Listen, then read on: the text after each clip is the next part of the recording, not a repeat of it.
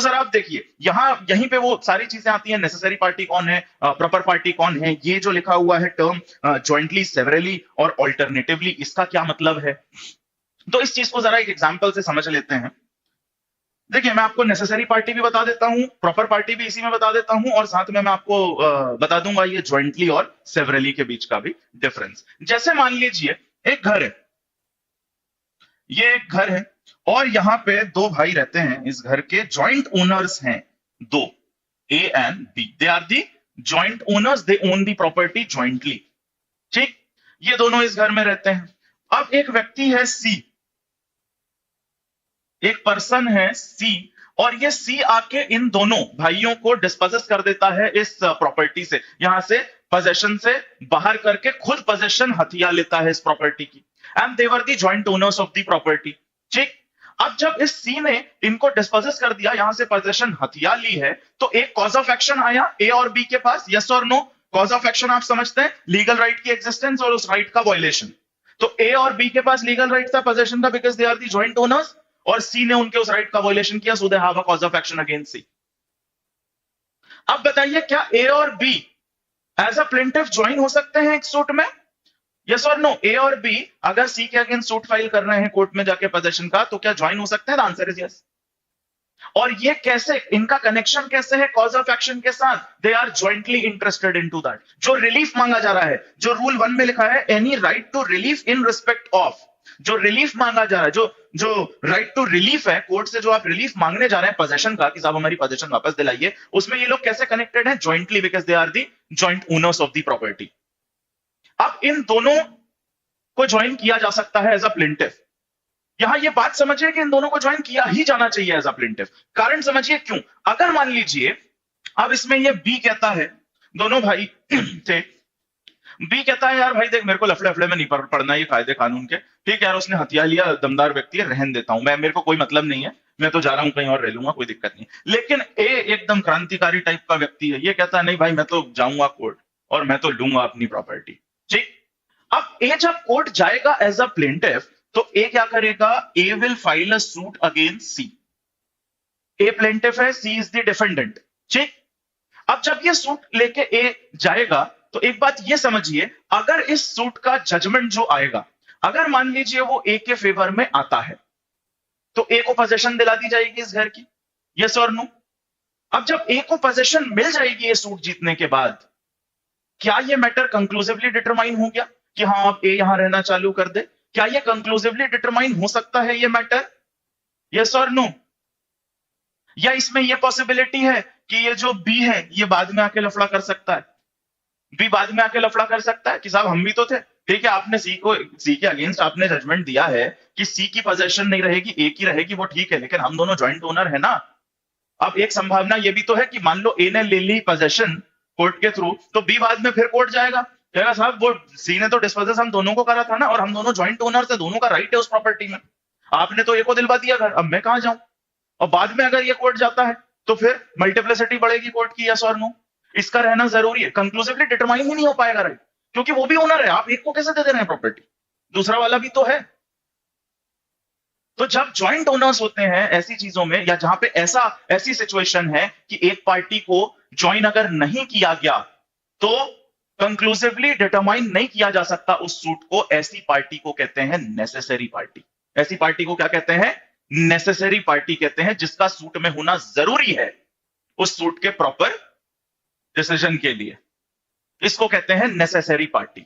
अब इसीलिए क्या होगा कि ए, अब एक बात और समझ लेना जो टर्मिनोलॉजी मैंने यूज करी थी, ए जब सूट फाइल करने जाएगा सी के अगेंस्ट, तो फिर भैया ये भी होगा कि यार ये जो बी है, ए को भी पता है कि अभी मैं सूट फाइल करके ले लूंगा पोजीशन, बी बाद में लफड़ा करेगा, तो बी क्या करेगा ऐसे केस में, ए क्या करेगा, because B is a necessary party, क्योंकि वो भी जॉइंट ओनर है, तो ए को ये रहेगा कि अगर मैं ले लूंगा तो बाद में बी लफड़ा करेगा, B is also necessary party. तो ए ऐसे में करता क्या है, इसने तो बोला था चल भाई सूट फाइल करते, बी ने मना कर दिया, अब ए तो गया है सूट फाइल करने, ऐसे केसेस में ए क्या करता है, बी को भी एक पार्टी बना लेता है, लेकिन वो उसके साथ प्लेंटिफ की तरह ऐड नहीं हुआ है, तो क्या किया जाता है कि ए जो है वो बी को सूट में ऐड कर देगा एज अ डिफेंडेंट। ए क्या करेगा, बी को सूट में ऐड कर देगा एज अ डिफेंडेंट, जबकि ए जो राइट क्लेम कर रहा है वो बी के अगेंस्ट नहीं कर रहा, वो सी के अगेंस्ट कर रहा है। बी के अगेंस्ट राइट क्लेम नहीं कर रहा है इधर, लेकिन क्योंकि वो ऐसी पार्टी है जिसका होना इस सूट में जरूरी है, इसीलिए उसने बी को भी, क्योंकि वो साथ प्लेंटिफ की तरह आ जाता तो ठीक हो जाता, लेकिन इधर नहीं आया, इसीलिए वो उसको पार्टी तो बनाना जरूरी है ताकि जो सूट का जजमेंट आए वो एकदम प्रॉपर आए, सबके इंटरेस्ट डिटरमाइन हो जाए, जितनी रिलेटेड पार्टी हैं जो बाद में लफड़ा कर सकती हैं सबका एक बार में जजमेंट आ जाए, सबके रिगार्डिंग सबके राइट डिसाइड हो जाए। इसीलिए ये ए क्या करेगा, ऐसी नेसेसरी पार्टी को बनाना पड़ेगा आपको पार्टी उसे, क्योंकि वो नेसेसरी पार्टी है, उसको पार्टी बना लेगा और इसको अपन बोलते हैं बेटा प्रो फार्मा डिफेंडेंट। इस ऐसे डिफेंडेंट को क्या बोलते हैं, इस डिफेंडेंट को बोलते हैं प्रो फार्मा डिफेंडेंट। और जब ए बी को as a pro forma defendant लेके आएगा, फिर जब कोर्ट के सामने ये मैटर आएगा कि बी इसमें पार्टी क्यों है, ए से पूछेंगे भैया तुम्हारा कौन से राइट की बात हो रही है बी के अगेंस्ट, तब ए जब कहानी बताएगा कि साहब इसको बोला था ये तो नेसेसरी पार्टी आ नहीं रहा था, इसलिए बुलाना जरूरी है क्योंकि कंक्लूसिवली डिटरमाइन हो पाए सूट। ऐसे केस में कोर्ट क्या करेगा, इसको उठा के प्लेंटिफ की तरह ऐड कर देगा, फिर इसको उठा के इधर ऐड कर देगा, इसको कहते हैं ट्रांसपोजिशन या ट्रांसमाइग्रेशन ऑफ पार्टी। इसको क्या कहते हैं, ट्रांसपोजिशन या ट्रांसमाइग्रेशन ऑफ पार्टी, क्योंकि प्रोफार्मा डिफेंडेंट हमने उसको बनाया था because he was also a necessary party, ताकि सूट कंक्लूसिवली डिटरमाइन हो पाए, और फिर कोर्ट ने उठा के because he is not fit as a defendant, इसलिए उसको इधर बना दिया जाएगा co-plaintiff. So that's the whole story around this. ये है आपका प्रोफार्मा डिफेंडेंट जिसको जबरदस्ती सूट में बनाया गया है because he is a necessary party. ठीक, अब देखिए जो हम रूल 1 में पढ़ रहे थे, जो हम रूल 1 में पढ़ रहे थे कि ये जो ज्वाइंटली, सेवरली और अल्टरनेटिवली क्या है। अब सेवरली का मतलब समझिए, ये jointly because they are joint owners of the property, they have a joint interest in the property. Severally कैसे होगा उसके लिए समझिए, जैसे मान लीजिए अभी तो ये दोनों भाई ए और बी एक प्रॉपर्टी में, एक घर में, ये घर है, इसमें ए और बी दोनों रह रहे थे, they were the joint owners of the property. थोड़े समय बाद इन दोनों की शादी हो जाती है, और इसके बाद ये जो घर था इनका, that was 2 storey building, 2 floor थे इसमें। तो पहले तो they were the joint owners of the property, लेकिन थोड़े समय बाद इन दोनों की हो जाती है शादी, और उसके बाद इस प्रॉपर्टी का हो जाता है बंटवारा। ये जो 2 फ्लोर का घर है ये डिवाइड हो गया, पार्टीशन हो गया in favour of both the parties, A और बी के बीच। और क्योंकि ए की जो वाइफ थी उसको गार्डन पसंद था, इसलिए उनने ले लिया ग्राउंड फ्लोर। बी की जो वाइफ है उसको पसंद है बालकनी, इसलिए उसने ले लिया फर्स्ट फ्लोर, ऊपर वाला। ये उनकी वाइफ की पसंद थी, इसलिए इस तरीके से इन गरीबों ने पार्टीशन कराया। इनसे तो किसी ने पूछा ही नहीं कि तुम्हें क्या पसंद है। पहले दोनों भाई बड़े मजे से रह रहे थे, फिर हुई शादी, फिर हुआ पार्टीशन दोनों की प्रॉपर्टी का, और फिर as per the preference of their wife उन्होंने पार्टीशन करवाया, क्योंकि इसकी वाइफ को गार्डन पसंद है और उसकी वाइफ को बालकनी, इसलिए हो गया दोनों का पार्टीशन। अब जब प्रॉपर्टी का पार्टीशन हो चुका है, इसके बाद मान लीजिए अगर अब ये पार्टीशन प्रॉपर्टी है बट सेम है, इमूवेबल प्रॉपर्टी सेम है बट इट इज पार्टीशन।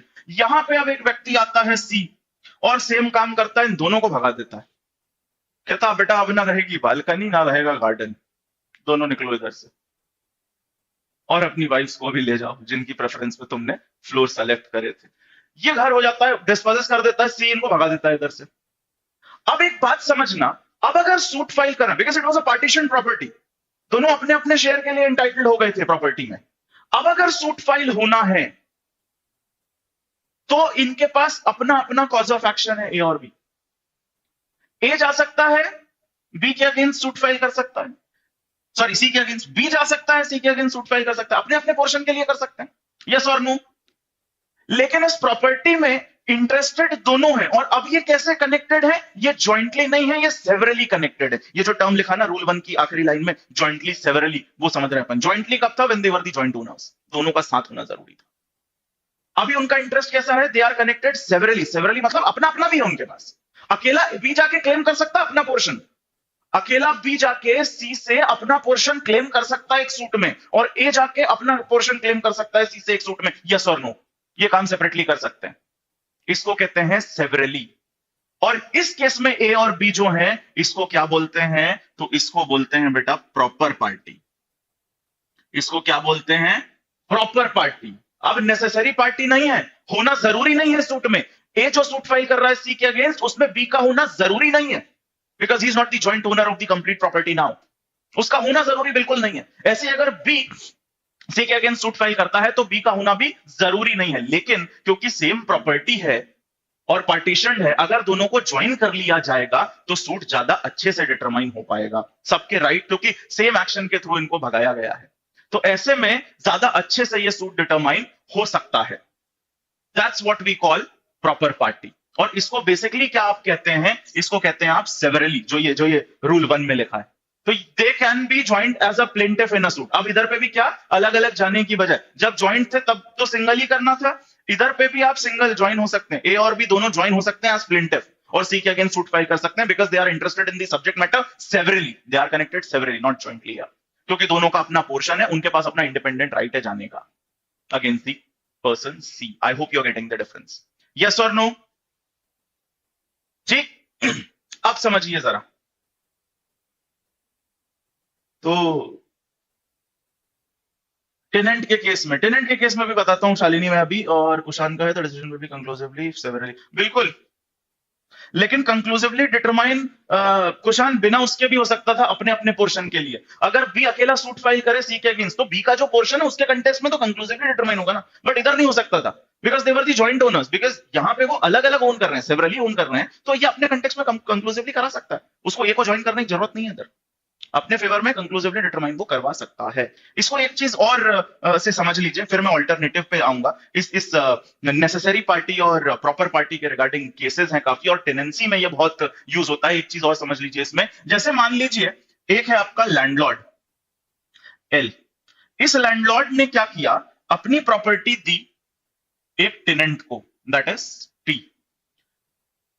ठीक, एक घर है जिसको इसने रेंट पे दिया, टी को, लॉफुली क्रिएट हुई थी ये टेनेंसी, लैंडलॉर्ड ने बढ़िया अग्रीमेंट करके इस टेनेंट को दिया।